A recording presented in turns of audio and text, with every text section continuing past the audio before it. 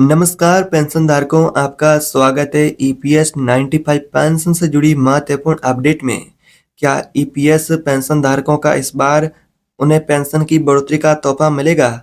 और क्या वाकई अब 1000 की जगह 2500 की पेंशन मिलने का या फिर 7500 की पेंशन मिलने का रास्ता खुलने जा रहा है?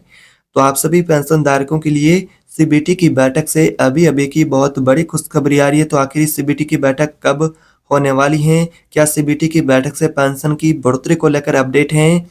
आप भी ईपीएस पेंशन योजना से जुड़े हैं या आपके घर में कोई पेंशन भोगी हैं, तो ये आपके लिए रिपोर्ट बहुत ही महत्वपूर्ण और बेहद ही खास है, क्योंकि आज हम बात करेंगे ईपीएफओ की लेटेस्ट अपडेट, बैठक से जुड़ी और पीएफ ब्याज दर और रोजगार से जुड़ी कुछ महत्वपूर्ण अपडेट आप सभी पेंशन धारकों के लिए जो कि आ रही है, उसके बारे में बात करेंगे।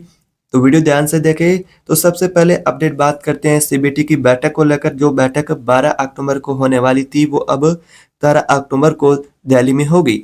सीबीटी की बैठक, क्या इस बैठक में कौन कौन से मुद्दे पर चर्चा होगी, इसका असर आप जैसे लाखों कर्मचारियों पर कैसे पड़ेगा, आइए जानते हैं। पेंशन धारकों, कर्मचारी भविष्य निधि संगठन ईपीएफओ केंद्रीय न्यासी बोर्ड सीबीटी की बैठक अब 12 अक्टूबर की जगह 13 अक्टूबर को होने जा रही है।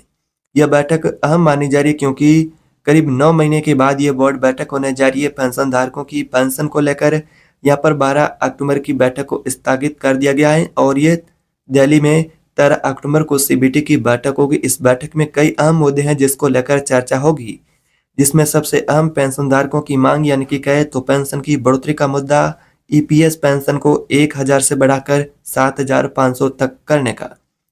वही दूसरा ईपीएफओ का 3.0 सिस्टम जो कि तकनीकी अपग्रेड को लेकर, और बाकी कुछ आपके लिए मेडिकल और डीए जैसे लाभ है उसको लेकर भी चर्चा होगी। सूत्रों के अनुसार इस बैठक में ईपीएस योजना के तहत न्यूनतम पेंशन 1000 से बढ़ाकर 2500 किए जाने पर भी विचार किया जाएगा, लेकिन पेंशनर्स की असली मांग 7500 प्लस डीए और मेडिकल की मांग है। हालांकि अभी तक सरकार की ओर से कोई आधिकारिक घोषणा या फिर अपडेट नहीं मिली है, लेकिन उम्मीद जताई जा रही है कि इस बार कोई ठोस निर्णय पेंशन को लेकर लिया जा सकता है। अब सवाल यही उठता है कि क्या यह प्रस्ताव पारित होता है तो आपको क्या लाभ होगा। अगर ये प्रस्ताव जो कि अलग अलग है, जिसमें 2500 की पेंशन है, 7500 की पेंशन है, तो वाकई में कौन सा प्रस्ताव पास होगा, उसको लेकर क्या अपडेट है, उसके बारे में बात करेंगे। और इससे आप सभी पेंशन भोगियों को क्या लाभ होगा। तो पेंशन धारकों, अगर न्यूनतम पेंशन वर्तमान में बात करें 1000 है, अगर वो बढ़कर 2500 या फिर 7500 तक बढ़ाई जाती है, तो इसका सीधा ही फायदा देश भर के रिटायर्ड कर्मचारी हैं, पेंशन भोगी उन सभी को मिलेगा। फिलहाल ईपीएस योजना के तहत करीब 78 लाख से अधिक पेंशन धारक ईपीएस से जुड़े हुए हैं।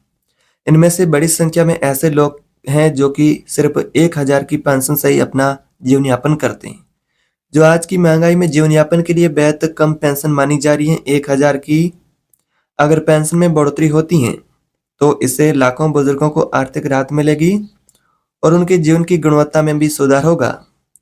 तो ये सिर्फ आर्थिक फैसला नहीं, बल्कि समान और आत्मनिर्भरता की दिशा में बहुत बड़ा महत्वपूर्ण अपडेट होगा। लेकिन इस फैसले तक पहुंचना इतना आसान तो नहीं है। आइए समझते हैं इस योजना से जुड़ी कुछ और अपडेट हैं। ईपीएस यानी कि जो नए पेंशन भोगी उनके बता दें कि एम्प्लॉय पेंशन स्कीम की शुरुआत 1995 में हुई थी। इसका मुख्य उद्देश्य था कि नौकरी करने वाले लोग हैं, रिटायर्ड कर्मचारी, उनको रिटायरमेंट के बाद पेंशन देना, स्थायी पेंशन उन्हें मिल सके। शुरुआत में पेंशन राशि बहुत कम थी, जो कि 2014 में इसे बढ़ाकर 1000 प्रति माह की थी, लेकिन उसको भी लागू किए हुए 11 साल से अधिक का समय हो चुका है। इस पेंशन की राशि को देखा जाए तो वर्तमान महंगाई के सामने बहुत कम है। इस दौर महंगाई दर बढ़ी है, खर्चे कई गुना बढ़ गए हैं, लेकिन पेंशन की राशि वही 2014 से लागू है, वही की बनी हुई है। इसी वजह से पेंशन धारक वो पिछले कई सालों से मांग कर रहे हैं। कर्मचारी संगठन है, यूनियन संगठन, ट्रेड यूनियनों ने भी न्यूनतम पेंशन को 7500 प्लस महंगाई भत्ता डीए की मांग उठाई है। तो यह मांग अब सीबीटी की बैठक तक भी आ चुकी है, क्योंकि सीबीटी की बैठक होती है ईपीएफओ की शीर्ष निर्णय लेने वाली निकाय सीबीटी, यानी कि महत्वपूर्ण बैठक होती है। ईपीएफओ का कोई भी निर्णय लेना होता है तो उससे पहले ये बैठक होती है। तो इसमें पेंशन की बढ़ोतरी को लेकर ये बैठक आम मानी जा रही है। ईपीएस 95 राष्ट्रीय संघर्ष समिति एनएससी ने भी इस मुद्दे पर कई बार श्रम मंत्री, ईपीएफओ अधिकारियों से मुलाकात की है। कई बार मामला कोर्ट तक भी पहुंचा है, लेकिन हर बार प्रक्रिया लंबी खींचती चली गई। अब जब सीबीटी की बैठक फिर से तय हुई है, तो इसका यहाँ पर असर पेंशनभोगी को जरूर देखने को मिलेगा। उम्मीदें भी हैं। ये सभी की निगाहें इस बात पर टिकी हैं कि क्या इस बार सरकार कोई ठोस घोषणा पेंशन को लेकर करेगी या फिर नहीं। अगर बैठक में पेंशन की बढ़ोतरी का निर्णय लिया जाता है, तो इसे लागू करने से पहले भी ईपीएफओ को कई प्रक्रिया पूरी करनी होगी। पात्रता की जांच है, डेटा वेरिफिकेशन है और नए सिस्टम ईपीएफओ का 3.0 के तहत डिजिटल भुगतान की तैयारी। इसके अलावा सरकार को वित्तीय बोझ और बाकी यहाँ पर इसके बारे में इस तरह के यहाँ पर कई प्रबंधन करनी होंगी, क्योंकि बढ़ी हुई पेंशन का असर पूरे ईपीएफ फंड स्ट्रक्चर पर पड़ेगा। श्रम मंत्रालय फिलहाल कई विकल्पों पर विचार कर रहे हैं। या केवल विशिष्ट श्रेणी के पेंशन भोगियों को राहत देना होगा, बल्कि ये साफ होगा बैठक के बाद ही। फिलहाल कोई आधिकारिक निर्णय अभी तक नहीं हुआ है। ये बैठक अब 13 अक्टूबर को दिल्ली में होगी। इस बैठक के बाद यहाँ पर क्या नया फैसला होता है, तो आपको इसी चैनल पर अपडेट मिलेगी। तो दोस्तों, 13 अक्टूबर की ईपीएफओ की सीबीटी की बैठक सिर्फ एक औपचारिक मीटिंग नहीं, बल्कि लाखों कर्मचारियों, बुजुर्गों, पेंशन भोगियों के भविष्य में कहे तो एक बड़ा बदलाव ला सकती है, अगर पेंशन की बढ़ोतरी का फैसला इस बैठक से यहाँ पर मंजूर होता है। अगर इसमें न्यूनतम पेंशन 2500 या उससे अधिक बढ़ाने का प्रस्ताव पारित होता है, तो 11 साल बाद एक पेंशनर्स के लिए बहुत ऐतिहासिक बदलाव होगा। हालांकि अभी तक घोषणा नहीं होती है, तब तक हम सिर्फ आधिकारिक यहाँ पर अपडेट के ऊपर ध्यान देंगे। तो फिलहाल अभी इस तरह की कोई अपडेट नहीं है। जब तक सरकार से कोई पेंशन को लेकर आंकड़ा नहीं आएगा, तब तक नहीं माना जाएगा कि पेंशन कितनी बढ़ी है।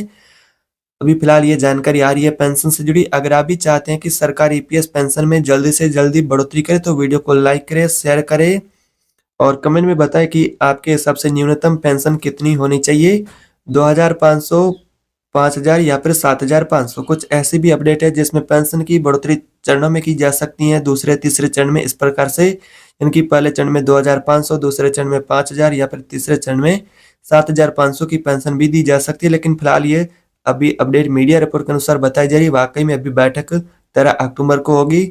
उसके बाद निर्णय सामने आएगा कि वाकई में आपकी पेंशन किस हिसाब से कितनी बढ़ेगी।